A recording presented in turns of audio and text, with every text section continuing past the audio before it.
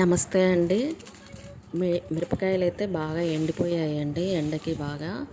ఈరోజంతా మాకు ఈ పనులతోనే సరిపోయిందండి. మధ్యాహ్నం అంతా ఇలా ఈయన యూనిఫామ్స్ అన్నీ ఒకసారి ఎండలో వేసుకుంటే బాగుంటుందని చెప్పి అన్నీ ఒకసారి తీసి బయటంతా వేసేసి మళ్ళీ మడతలు పెట్టి మళ్ళీ బాక్స్లో పెట్టేసామండి.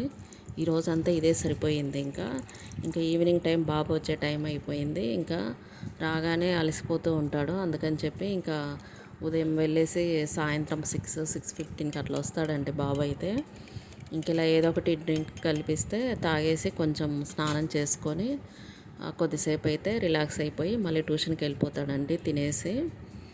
ఇక నేనైతే రాగి రొట్టెలు చేద్దామని ఇలా నీళ్ళు అయితే వేడి చేస్తున్నాను. నీళ్ళు బాగా మనము కొద్దిగా వేడిగా చేసుకొని పిండిలో కలిపితే పిండి బాగా వస్తుందండి, బాగా జిగురుగా. చల్లనీళ్ళు కలుపుకుంటే రాదండి, ఇరిగిపోతూ ఉంటుంది. కొంచెం బాగా వేడి వేడి నీళ్ళు వేసి ఇలా అయితే బాగా కలిపేసుకొని రొట్టెలు అయితే తయారు చేసుకుంటానండి. నేనైతే ఎక్కువగా నైట్ పూట రొట్టెలే వాడతామండి. అంటే ఒక్కొక్క రోజు ఒక్కొక్క రొట్టె చేస్తారండి, ఏ కర్రీలోకి ఏది బాగుంటుంది అని చెప్పి. ఒకరోజు రాగి రొట్టె, ఒకరోజు జొన్న రొట్టె, అలాగే ఒకరోజు మొక్కజొన్న పిండి రొట్టె, ఇంకా చపాతీ కూడా చేస్తానండి మధ్య మధ్యలో. అవి కూడా మల్టీగ్రెయిన్తో పట్టించిన ఆటానే. మాకు ఇక్కడ అన్నీ దొరుకుతాయండి, అవైలబుల్గా ఉంటాయి అన్నీ. పిండి మన దగ్గరే వాళ్ళే అంతా క్లీన్ చేసి నీట్గా చేసి వాళ్ళే పట్టించి ఇచ్చేస్తారు. మనకి ఎంత పిండి కావాలంటే అంత పిండి.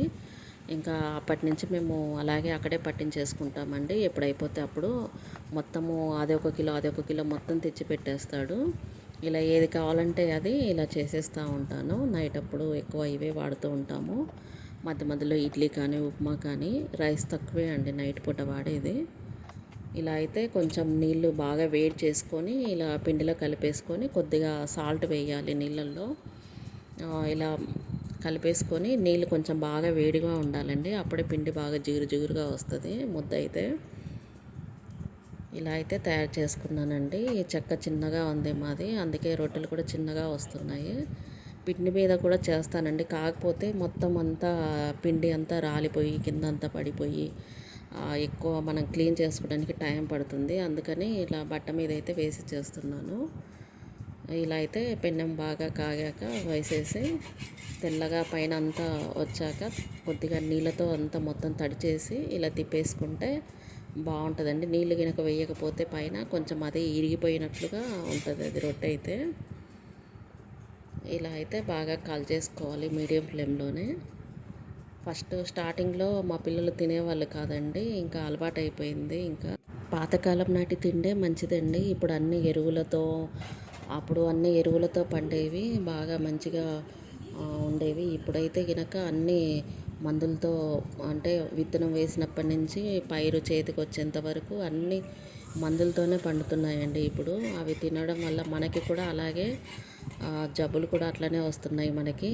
చిన్న వయసులోనే బీపీ, షుగర్లని, థైరాయిడ్లని, ఇంకా ఏవేవో కొత్త కొత్త రోగాలన్నీ వచ్చేస్తున్నాయండి ఇప్పుడు. అందుకే మళ్ళీ పాత పద్ధతులనే పాటించడం మొదలు పెట్టేశారు అందరూ, అవే మంచివి అని చెప్పేసి.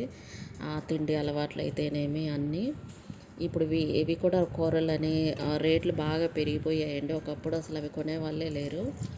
ఇంతకుముందు రాగి రొట్టె కానీ రాగి సంగటి అంటేనే అసలు తినేవాళ్ళు కాదు. కొంతమంది రాగి సంగటి మా పిల్లలు అస్సలు తినరు అని ఒక విధంగా అనేవాళ్ళు. కానీ అలవాటు చేసుకుంటే చాలా మంచిదండి ఇవి. నేనైతే డైలీ చేస్తూ ఉంటానండి, మార్చి మార్చి అప్పుడొకటి ఇలా చేస్తుంటేనే చూడండి తినేసాడు మా బాబు అయితే సగము. ఇంకా ఇవైతే అప్పటికప్పటికి చేసుకుంటేనే బాగుంటాయండి, కొంచెం చల్లారిపోతే కొంచెం తినడానికి గట్టిగా ఉన్నట్లుంటాయి ఇవి. ఇంకా రొట్టెలు అయితే చేసేసానండి, పిండి కొంచెమే ఉంది, అందుకే 3 రొట్టెలే చేసేసాను ముగ్గురికి. ఇది ఒక రొట్టె తింటేనే సరిపోతుందండి, నైటు ఎక్కువగా తిన్నా అరగదండి. ఇంకా మొత్తం స్టవ్ అయితే క్లీన్ చేసేసాను. ఎప్పటికప్పటికి మనం క్లీన్ చేసుకుంటే మనకి పని తగ్గుతుందండి, నీట్గా కూడా ఉంటుంది మనకి. ఇలా అయితే మొత్తం తడి బట్ట పెట్టేసి మొత్తం నీట్గా తుడిచేసాను ఇలా. ఇక నాకైతే లేట్గా తింటే అరగదని చెప్పేసి ఇలా తొందరగా తినేస్తున్నాను. ఇంకా క్యాబేజీ ఫ్రై చేశానండి ఇందులోకి. ఇదైతే వేసుకొని ఇంకా నేను అయితే తినేసాను. బాబు ట్యూషన్ నుంచి వచ్చాక వాడికి పెడదాంలే అని చెప్పేసి ఇంకా ఈ లోపు అయితే నాకు బ్లౌజులు ఇచ్చారండి కుట్టడానికైతే. అవి అర్జెంటుగా కావాలన్నారు. ఇంకా లైనింగ్లు అవి ఫాల్స్‌లు అవి తెచ్చేసుకొని ఇంకా నైటే కట్ చేసి పెట్టుకుంటే మార్నింగ్ పని అయిపోయిన తర్వాత మిషన్ మీద కూర్చుంటే కుట్టేసుకోవచ్చు అని చెప్పేసి ఇంకా నైటే బాబు 10కి అట్లా వచ్చేస్తాడండి. ఆలోపు ఇవి కూడా కట్ చేసుకుందామని చెప్పి ఇంక ఇలా అయితే కూర్చున్నానండి. ఇవి ఇంకా ఇట్లా కట్ చేస్తున్నాను ఇవైతే. ఇంకా ఆవిడ మగ్గం వర్క్ కూడా చేయమనిందండి. కానీ అంత టైం లేదు నాకే అని చెప్పేసి మామూలుగానే కుట్టేస్తున్నాను. ఒక 10 డేస్ ముందు ఇచ్చింటే కుట్టేదాన్నండి.